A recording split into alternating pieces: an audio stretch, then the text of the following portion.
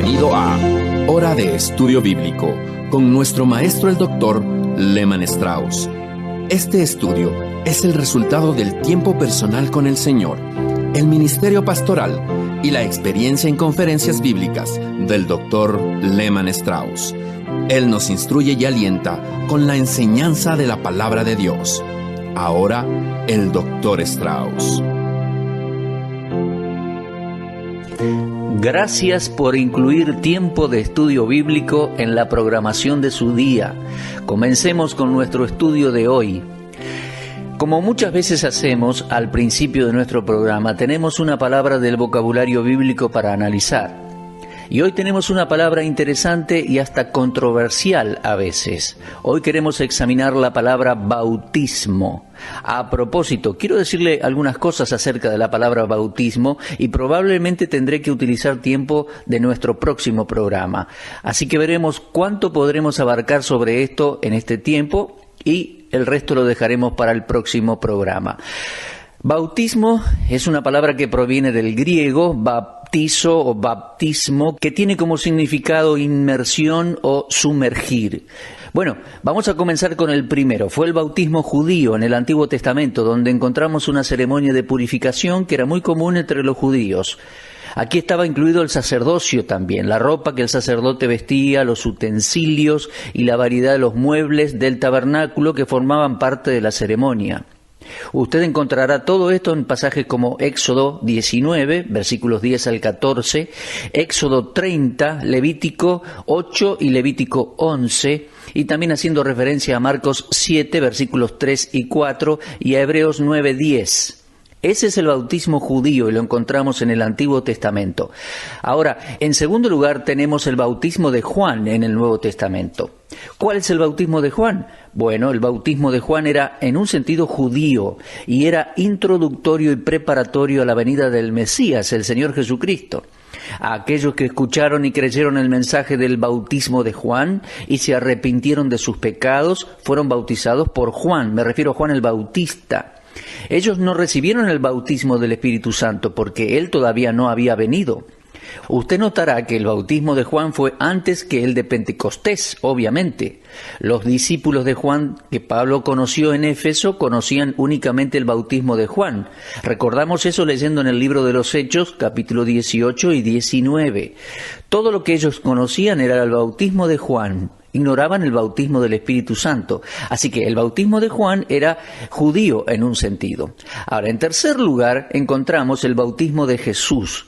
Cuando nuestro Señor Jesús fue bautizado por Juan el Bautista, su bautismo no fue el mismo que Juan ministró a sus propios discípulos. Jesús no tenía pecado, por lo tanto no tenía pecados para confesar o nada de qué arrepentirse. Y Juan predicaba en aquellos días, arrepiéntanse porque el reino de los cielos se ha acercado.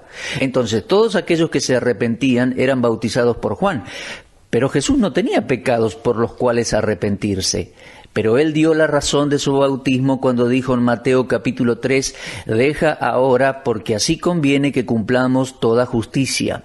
Como verá, cumpliendo la justicia y obedeciendo la ley mosaica, es como el Espíritu Santo descendió sobre él por la divina aprobación. Ese era el significado del bautismo de Jesús. Dios estaba aprobando a Cristo para su ministerio público. Ahora vamos a detenernos aquí con este tema. Hemos considerado 3 bautismos distintos, El bautismo de los judíos en el Antiguo Testamento, el bautismo de Juan y el bautismo de Jesús. En nuestro próximo programa retomaremos el tema con el bautismo de los discípulos de Cristo y avanzaremos a otros. Bueno, antes de comenzar nuestro estudio en Gálatas, tomemos una pausa y busquemos a Dios en oración. Amado Padre, es con una enorme gratitud que venimos nosotros ante ti hoy. Te agradecemos por todas las bendiciones del Evangelio de Cristo, por todo lo que has hecho por nosotros y por todo lo que nos has dado en Cristo. Te agradecemos por el sacrificio de la cruz, por su resurrección de la muerte y de la tumba, por su preciosa intercesión a nuestro favor y por la esperanza de su regreso. Te agradecemos por la Biblia, tu santa, inspirada, infalible e inerrante e indestructible palabra. Te agradecemos por su autor, nuestro Maestro, el Espíritu Santo, y oramos para que el ministerio de la palabra de Dios hoy pueda llevar fruto en los corazones y vivir en cada uno de los que escuchamos. Por favor, haz que este esfuerzo sea para honor y gloria del Salvador. Pedimos esto en su hermoso y santo nombre. Amén. Bueno, por favor, volvamos a nuestras Biblias en Gálatas capítulo 4. En nuestro último estudio dejamos en el versículo 15 y hoy avanzaremos hasta el versículo 26. Pero comenzando, quiero leer de nuevo el versículo 15. Pablo decía así: ¿dónde pues está esa satisfacción que experimentabais? Porque os doy testimonio de que si hubieseis podido, os hubierais sacado vuestros propios ojos para dármelos. Ahora recuerde que Pablo está apelando a los Gálatas que están intentando regresar a la esclavitud del legalismo judío.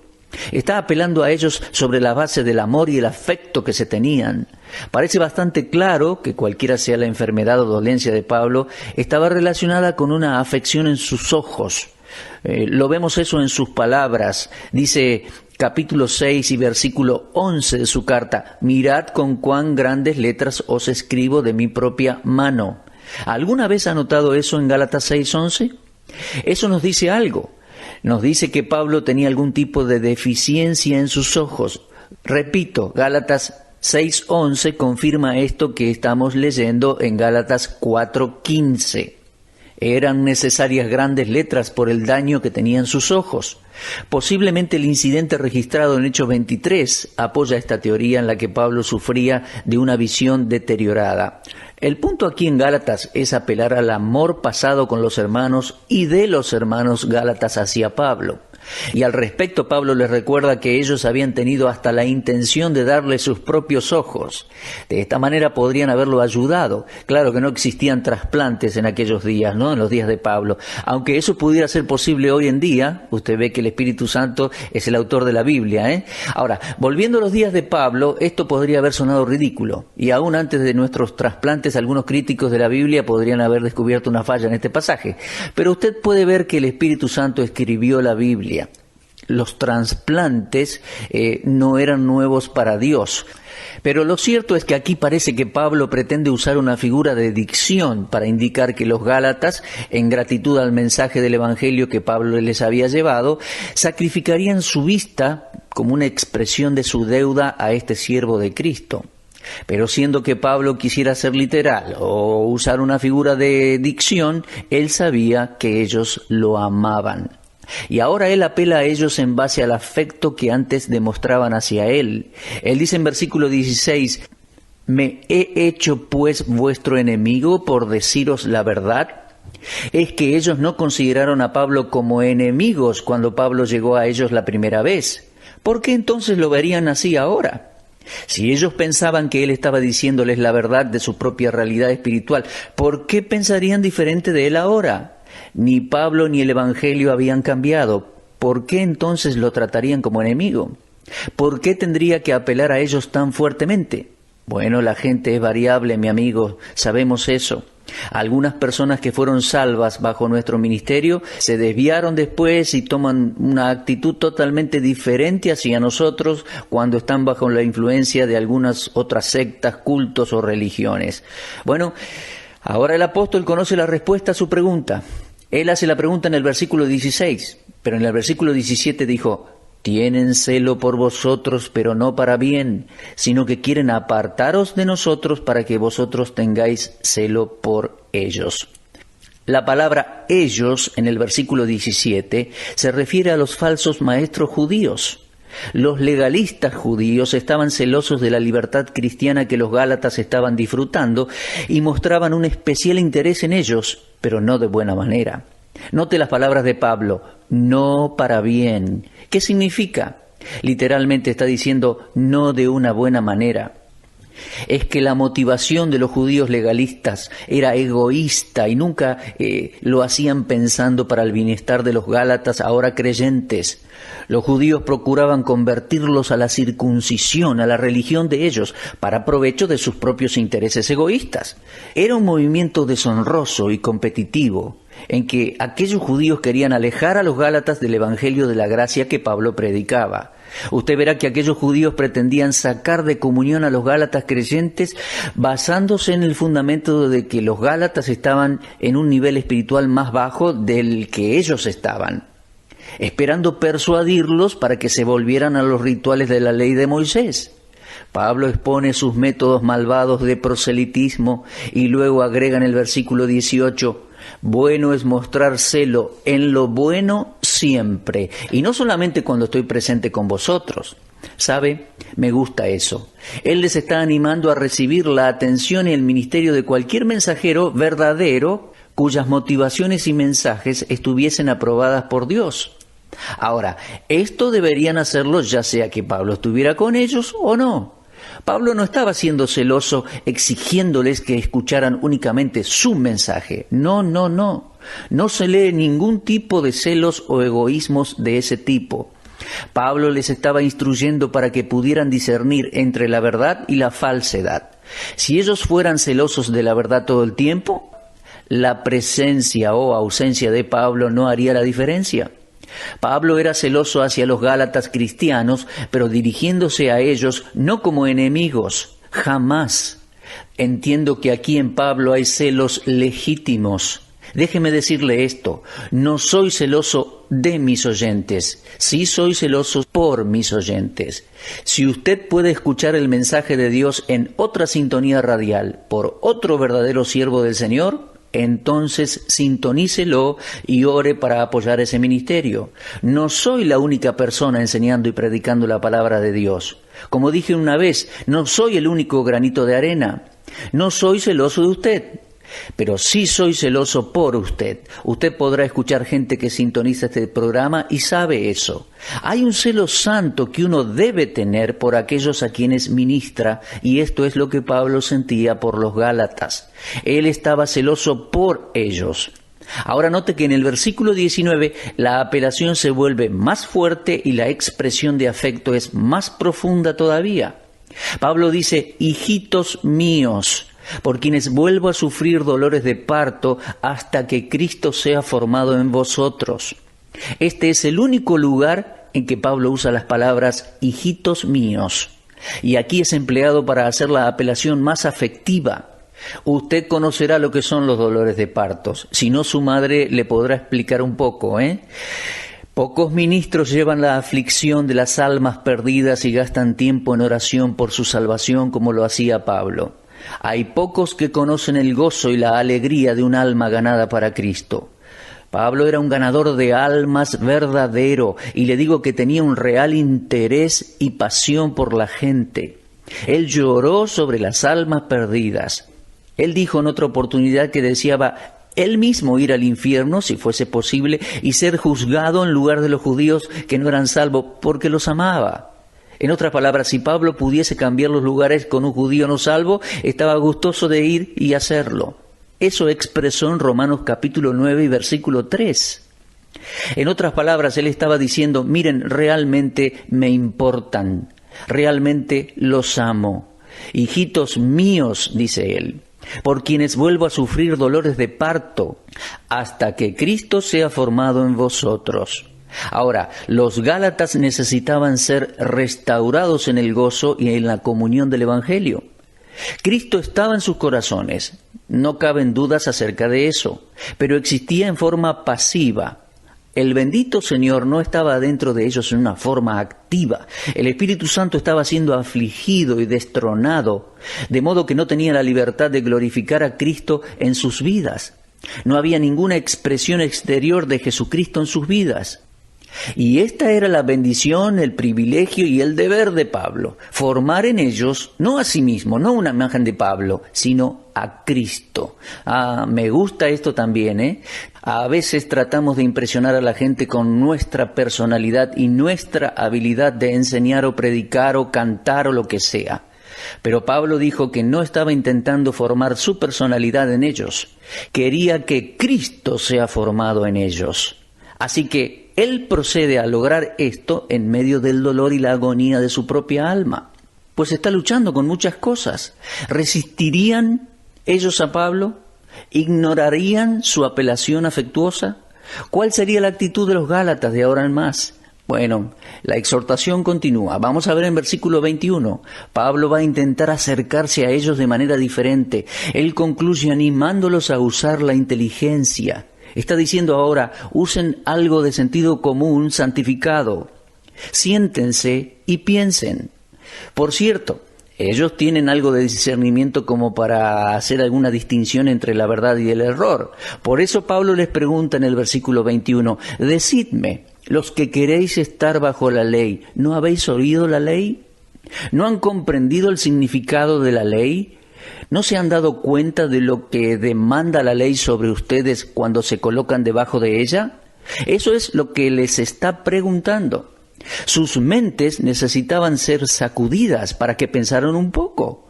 Es que mientras tanto ellos insistiesen en estar debajo de la ley, no estaban prestando atención a las demandas completas de la ley. Porque él dice en versículo 22, porque está escrito que Abraham tuvo 2 hijos, uno de la esclava, el otro de la libre. Ahora, esta combinación de palabras, porque está escrito, Pablo la usa para introducir una porción o un breve sumario de un pasaje del Antiguo Testamento. Aquí Pablo resume la historia de Ismael e Isaac, quienes eran hijos de Abraham, como está registrado en Génesis capítulo 16, 17 y 21. Así que las 3 palabras estas, tan importantes, porque está escrito, Pablo las usa para volver atrás a esos 3 capítulos del libro de Génesis. Ahora, por un lado tenemos un hijo de Abraham, Ismael, que fue nacido de Agar, la desamparada o la esclava de Abraham y Sara. En la otra mano de Abraham estaba Isaac, nacido de Sara. Sara era la mujer libre, la esposa legítima y amada de Abraham. No olvide, amado oyente, que Abraham vivió antes que Moisés. Por lo tanto, él vivió antes que fuese dada la ley moral del Sinaí. Pero aquí cuando Pablo dice la ley, se refiere a los escritos de Moisés en general. Seguidamente Pablo ilustra su punto con una historia familiar de las Escrituras y enseña a los Gálatas lo que les haría la esclavitud de la religiosidad que ellos buscaban. Note la fuerza del versículo 24. Dice, lo cual es una alegoría, pues estas mujeres son los 2 pactos. El uno proviene del monte Sinaí, el cual da hijos para esclavitud. Este es Agar. Ahora, cuando él habla alegóricamente, está simplemente apuntando a los hechos de la historia narrativa real, literal, para ilustrar un principio. Fue dicho enfáticamente por alguien que la presencia de un significado alegórico no despoja a la narrativa de su significado literal. Un gran cuidado debe ser ejercido en el intento de usar este método alegórico para tratar las narrativas de la palabra de Dios. Puede ser algo muy peligroso. Mucha gente que dice alegorizar las Escrituras realmente desvirtúan su significado real. Ahora, Abraham tuvo 2 hijos y sus madres están ante nosotros como personas reales de la historia. A ellas se refiere el apóstol Pablo para ilustrar e iluminar la doctrina de la justificación por la fe. ¡Qué interesante! No es fácil, pero muy interesante. Mantenga en su mente que este es el argumento real de la epístola a los Gálatas. Justificación por fe y fe solamente. Dios había hecho una promesa a Abraham cuando dijo en Génesis capítulo 12, bendeciré a todos los que te bendijeren. La promesa es clara. Abraham y Sara iban a ser los padres de un bebé que iba a determinar la simiente en la que toda nación de la tierra sería bendecida. Pero el tiempo pasó y para Abraham y Sara parecía que Dios se había olvidado de su promesa o que Dios había fallado en cumplirla. Fue en esa situación cuando Sara sugirió que Abraham tome la joven sirvienta para tener el hijo. Sin tomar el completo lugar de una esposa, era sirviente, pero simplemente para servir como concubina para proveer a Abraham un niño. Bueno, no seamos tan duros con Sara. En aquel momento era una mujer anciana, de unos 90 años de edad, y era demasiado anciana como para ser madre, y de esa forma estaba pasando por alto la promesa de Dios.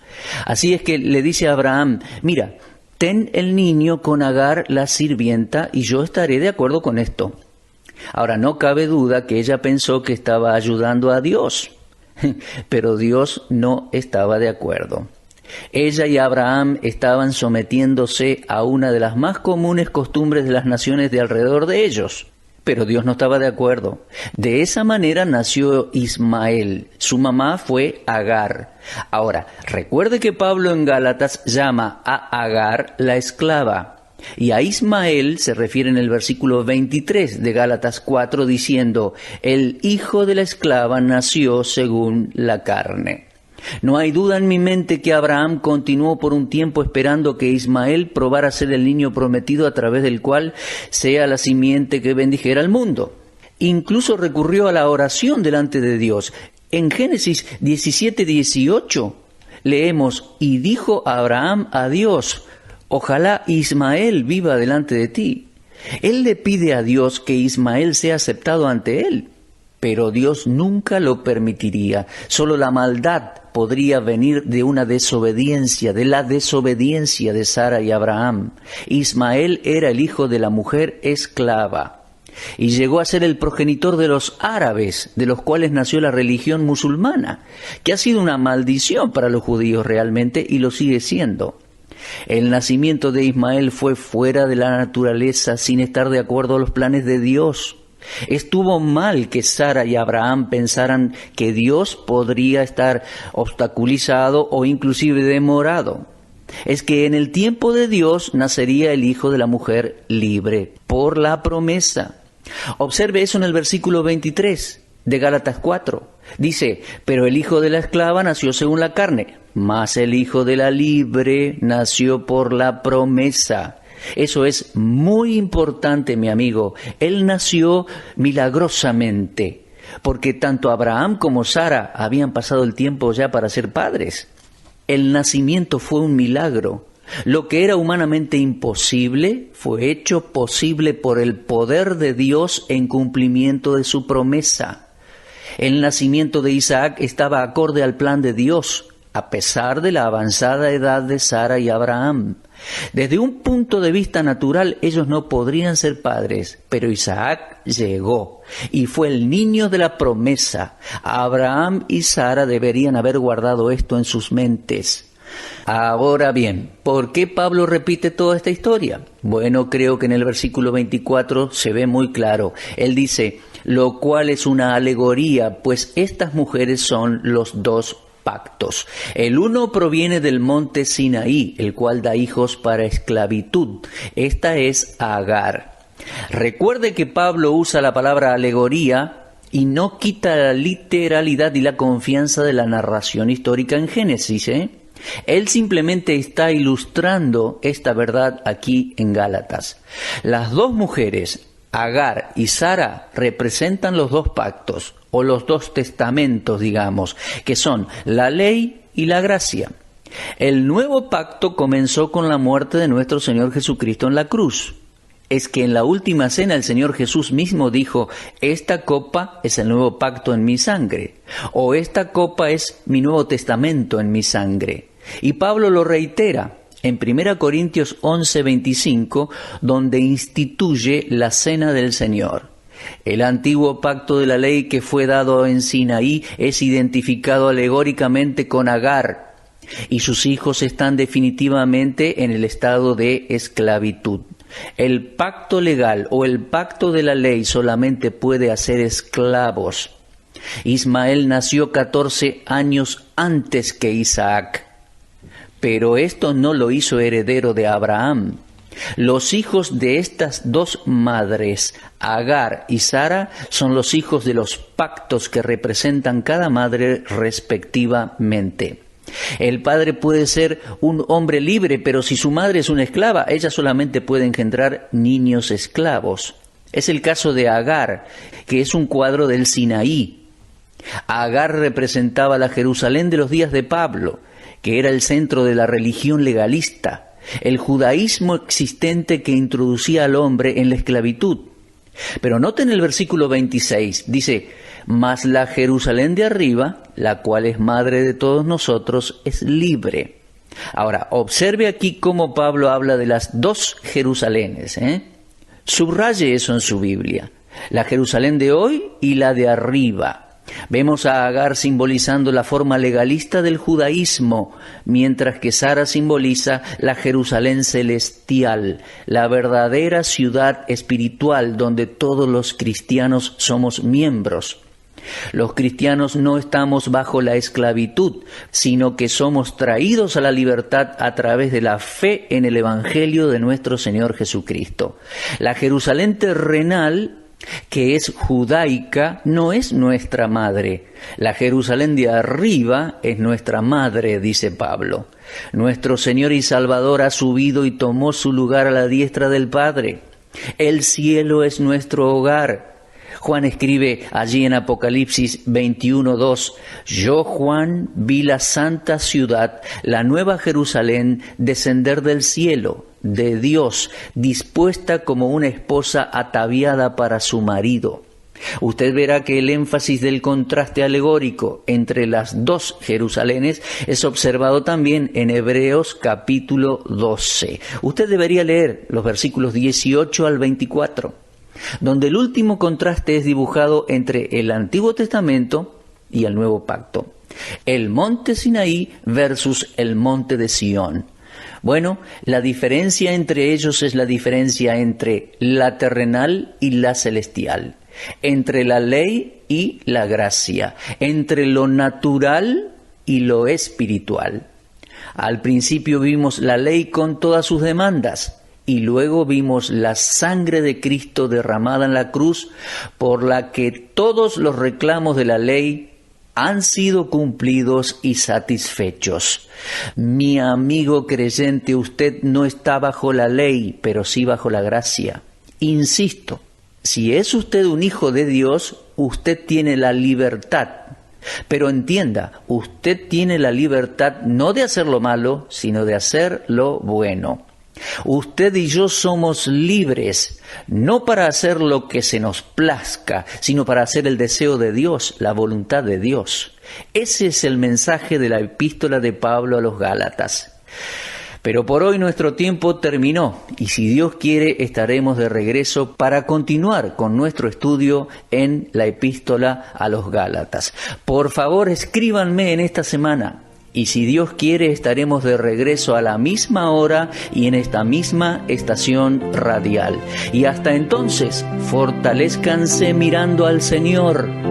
Usted estuvo escuchando Hora de Estudio Bíblico con el maestro el doctor Lehman Strauss. Si desea escuchar una vez más este mensaje, visite nuestra página en la internet www.bbnradio.org. Le dejamos la invitación para que el día de mañana nos acompañe aquí, en este mismo horario y punto del dial. Hora de Estudio Bíblico es una producción de BBN.